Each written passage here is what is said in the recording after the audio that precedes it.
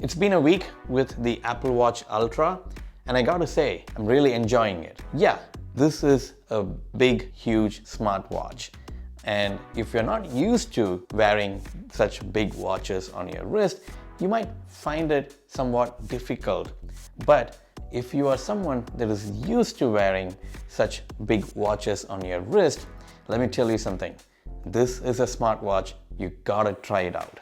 So, what is special about this Apple Watch Ultra apart from it's catered for the adventurous people out there, climbing mountains and doing adventurous things or, diving under the ocean? Sure, those are some great things, and I'm really glad that Apple is actually tackling that niche audience to use Apple Watch, right? But what is it for us that are not those adventurous folks? Is there something useful enough for us to, buy into this Apple Watch Ultra? And here is my experience, right? I bought the Apple Watch Series 4 stainless steel in 2018. And since then, I haven't upgraded to newer Apple Watch. In fact, I think I bought the Apple Watch Series 7 for my wife, but I didn't upgrade, and because the Series 4 is a very well-made watch. This was a huge bump on the display size as well, from a smaller Series 3 display to this larger display.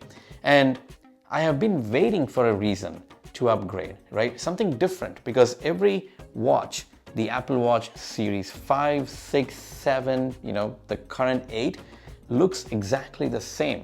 In fact, if I don't tell you this is actually Series 4, you might think this is a Series 8 watch, right? And the build and the finish quality on the stainless steel Series 4 is really good. It's amazing how much dents and scratches it has gone through in this 4 years, and still it looks amazing, right? And I have been waiting for something like that. Yes, I could go buy a stainless steel Apple Watch again, but I've been waiting something new, and that's the Apple Watch Ultra. An Apple Watch Ultra, with its aerospace, titanium, and ceramic materials, has made such a huge watch to be very lightweight. So when you're using it, you don't even feel like this watch is such a pain to wear it on your wrist. It's actually very light. And that's the thing I like about the Apple Watch Ultra, right? It's big, it caters for folks that want a bigger display on the smartwatch on their wrist, and it also is very lightweight, so it doesn't really take up that much of the energy that you want to put in and think about, oh, I always have this heavy watch on my wrist. Now, the watch does look rugged because it is catered for the adventurous people, or at least Apple thinks this design caters a lot for the adventurous people. But I think this design is fine for everyday use. Like, I've been using it for a week. I've been going to my gym. I've been going for some hiking. I've been taking it to my office. I've been wearing it around my home, and all the things that I've been doing, like even when I'm sleeping, I've been using it to track my sleep. And all this time, it never felt like I was wearing a rugged Apple Watch. In fact, just felt like I was wearing a normal Apple Watch. And I'm used to the stainless steel version of the Apple Watch, which is a bit heavier than the normal aluminum material, right? So for me, the Ultra feels like I'm just wearing the Apple Watch Series 4 stainless steel. Oh, here is one thing I like about the display. It's flat, it's square, and it has raised lips so that if you hit somewhere, it doesn't hit the display, but it just hits the lips, right? It's protected around the corners. So that's a great addition to the Apple Watch display. The previous Apple Watches, and even the Apple Watch Series 8, comes with a curved display. So it's very easy for you to get hit and scratch the display, or even sometimes break the display, right? So that's something you won't get with the Apple Watch Ultra. And with the titanium material used, you're going to be finding it really hard to make a dent in your Apple Watch Ultra. Now, you might be asking, how does this big display help me? Well, there are a few things. First, everything is big. The text, the icons, and whatever you see in this display is big. It helps you to view everything more clearly than the previous Apple Watch displays, especially even if you compare it with the Apple Watch Series 8. The other thing is that now it's easier to type. Yeah, if you are someone that is using the LTE version, and all the Apple Watch Ultra does come with LTE, so if you are using the network connectivity and use it to text your loved ones and call your loved ones, then you will find it to do it much easier with this bigger display, right? And that's something that I have found, that it's easier to type, and the suggestions that you get using the keyboard now are very good with the watchOS 9. So those are some of like the key advantages you get using a bigger display. Now the downside of the bigger display is that now everybody can see your watch and get to know what you're doing.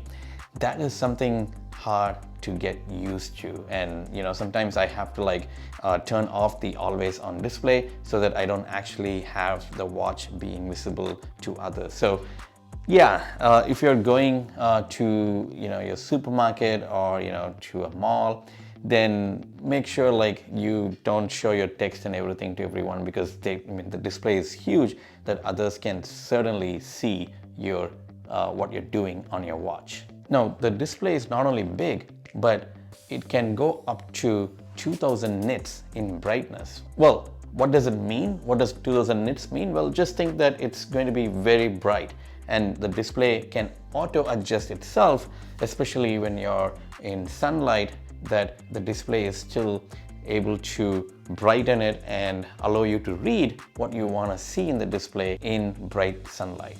The next key thing for me that made me switch to Apple Watch Ultra is the battery life. Now Apple claims 36 hours of battery life when not using in the LTE mode, and 18 hours of battery life when you use the LTE mode, right? When you make calls and text messages and whatnot. But I think Apple is being very conservative here. I've easily have gotten to 43 to 45 hours of usage without charging once. In fact, in the last week, I've only charged it 2 times to 100%. So it's like in a span of 7 days, I've only charged twice. That is huge for smartwatches. Take anything today, whether that is Samsung smartwatch or the Apple Watch, Series 8, Series 7, Series 6, even Fitbit smartwatches. Like, this is really a great thing to have in a smartwatch, which is the battery life. And so far, I'm really happy. I've gone to workouts, I have gone out in hiking, and I have made calls using my LTE connection through my watch. Sometimes I do keep my phone and just take my watch because I do have the LTE connection, and folks that are using the cellular connection will know this, right? And there's really no need to panic. What's going to happen with your battery life? Do I have the charge? Do I have the power to make calls and text messages? It's amazing. The battery life is just amazing. And that's something like I won't be able to, give away and then go back to the Apple Watch Series 8 or 7 or even to my Series 4 watch. Series 4 watch, it won't come like even for a full day. So I'd have to charge it by like 6 p.m. in the evening or 7 p.m. in the evening. But Apple Watch Ultra can just keep you going at least like minimum 2 days. Talking about the bands available for Apple Watch Ultra, Apple released 3 bands: the Alpine Loop, Alpine Trail, and the Ocean Band. Now I ordered the Alpine Loop and I really love it. It fits really well, it's snug, and the way that you just attach it to the loop is really strong. And probably it's also going to get dirty given that it's also not waterproof and dustproof. So that's something to keep in mind. But the good news is that you can use all of your previous watch bands with the Apple Watch Ultra. Now, whether they look good or not, that's a different question. But if you had bought previous Apple Watch bands for your Apple Watch, you can just put them in the Apple Watch Ultra and use it. In fact, here is how the Series 4 black sports band looks with my Apple Watch Ultra. I mean, it's okay. It's not as snug as my Alpine Loop and not as tight, but the fact that I invested in band before, that is great news that I can actually try them out and use them in my Apple Watch Ultra. Action button. Apple Watch Ultra has an extra button called the action button. Apple calls it a very useful button that does few things, right? But I think right now its use is very limited. You can, configure the action button to start a workout, to turn on your flashlight, to start a timer, and few things. You can also launch shortcuts through it. But the thing is, it's not that useful for me. Like, yes, now, instead of browsing through all the workouts, I can create a shortcut and just start my workout there. But I already have shortcut automations on my phone to start the specific workout when I go to my gym, things like that. So the action button, though, seems to be useful enough. Right now, I think it's something that is not very useful for me. I've not found very useful things to do. In fact, I can ask Siri to turn on the flashlight. I can ask Siri to start a timer.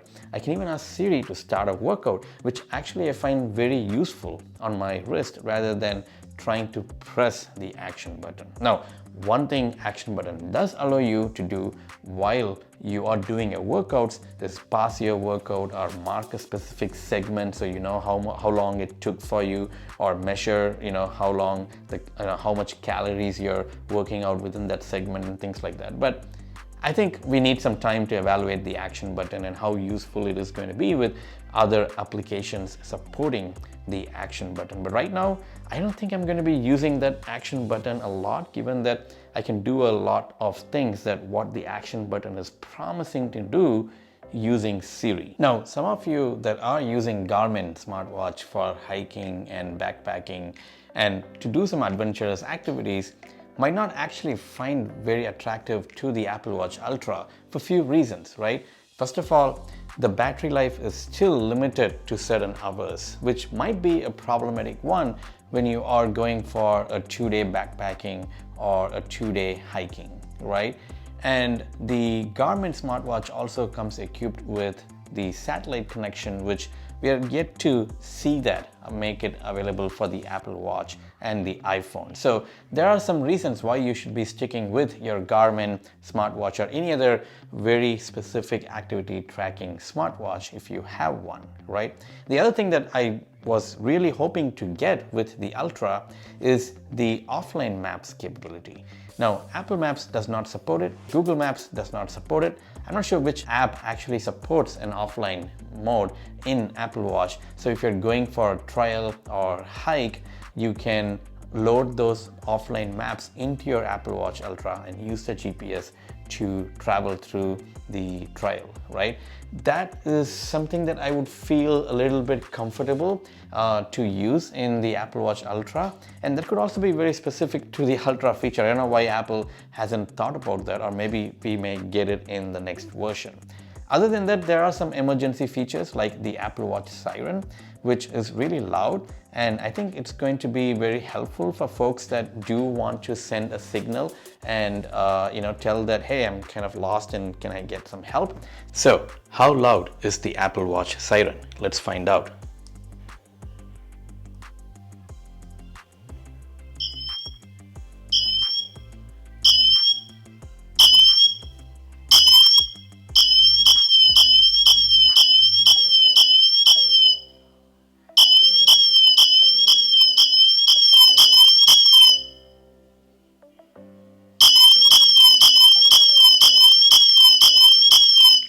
And then there is the car crash detection feature, right, which is standard in the Apple Watch Series 8, iPhone 14, and also the Apple Watch Ultra. So you do get some emergency features, but I do want to see Apple pushing more on the offline capabilities of this watch. So overall, it depends whether you can justify paying $799 for the Apple Watch, but I think given its rugged design, given its huge display and brighter display, and given that you're comfortable wearing a bigger watch on your wrist, and most importantly, the battery life, right?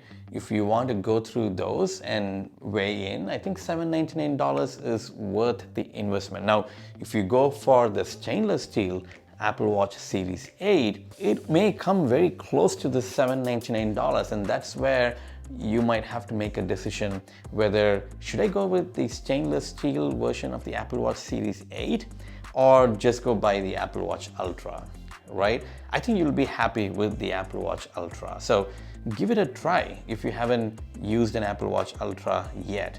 And let me know in the comments what you think. Is it something that will get you excited? Is it something that will make you move to the Apple ecosystem and get the Apple Watch? Yeah, let me know in the comments. Until next time, bye.